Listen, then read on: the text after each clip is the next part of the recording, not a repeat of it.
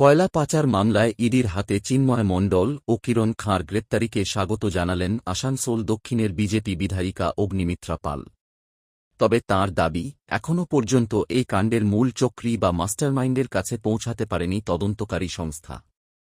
অগ্নিমিত্রা পাল বলেন, গোটা বাংলা কয়লা পাচারের আসল মাথার নাম জানতে চায় এবং তাকে আইনের আওতায় দেখতে চায়।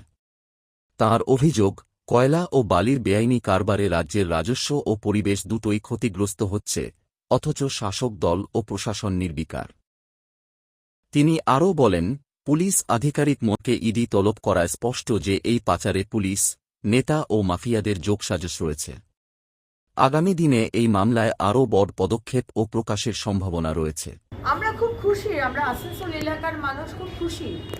এই কিরণ খাঁ আর চিন্ময় মণ্ডলের মতো কয়লা মাফিয়া, বালি মাফিয়া যারা পরিবেশ নষ্ট করছে, যারা দেশকে নষ্ট করছে, রাজ্যের রাজস্ব নষ্ট করছে, দেশের রাজস্ব নষ্ট করছে, পরিবেশ নষ্ট করছে, তাদেরকে আজকে ইডি গ্রেপ্তার করেছে। এবং কদিন আগে আপনি জানেন বুদবুদের যে ওসি, তাকে গ্রেপ্তার করে তার সামনে জেরা করা হয়েছে এই দুজনকে, এবং তারপরে অ্যারেস্ট করা হয়েছে। আমরা খুশি, কিন্তু আমাদের বক্তব্য হচ্ছে যে এরকম প্রায় দিনই আমরা দেখছি যে বালি মাফিয়া, কয়লা মাফিয়াকে ধরা হচ্ছে, কিন্তু মাথাতে কি আছে? এই যে প্রাতিষ্ঠানিক দুর্নীতি হয়েছে, এটা তো এই সরকারের আশীর্বাদ ছাড়া সম্ভব হয়নি। আজকে এই কিরণ খাঁ, চিন্ময় মণ্ডল, তারা যে রাস্তা দিয়ে বালি কয়লা নিয়ে যায়, সেই রাস্তাতে 18টা বলছে থানা পড়ে, প্রত্যেকটা থানা টাকা খেয়েছে। একটা থানার ওসি আইসি উইদাউট আপনার তোলাবাজি, আপনার সিন্ডিকেটের মানে দক্ষিণা ছাড়া আপনার গাড়ি যেতে দেবে না।